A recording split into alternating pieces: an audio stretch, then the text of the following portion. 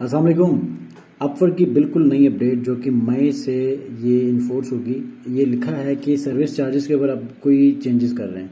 Starting from 1 May 2025 freelancer service fees for new contracts will switch from a fixed 10% to a variable fee based on factors such as client demand for certain work. The new fee will remain fixed for the life of the contract.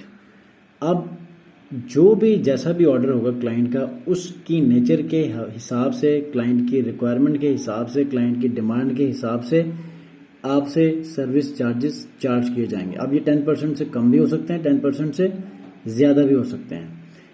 मुझे लगता है कि इसकी ये changes इसलिए लेकर आए हैं कि बहुत सारे लोगों को इनिशियली जब थोड़ा सा न्यू फ्रीलांसर्स जब शुरू करते हैं तो उनको स्टार्टिंग के अंदर ये 10% बहुत ज़्यादा लगता है, तो बहुत सारे लोग छोड़ जाते हैं। तो मे बी इससे उनको कोई फ़ायदा हो, एंड आई डोंट नो क्यों चेंजेस आई हैं। जब फर्स्ट से ऑनवर्ड ये आएंगी तो इसके वो रीज़न भी पता चल जाएंगे, लेकिन जब तक ये कॉन्ट्रैक्ट चल रहा होगा तब तक जो भी फिक्स्ड अमाउंट होगी सर्विस चार्ज वो सेम होगी।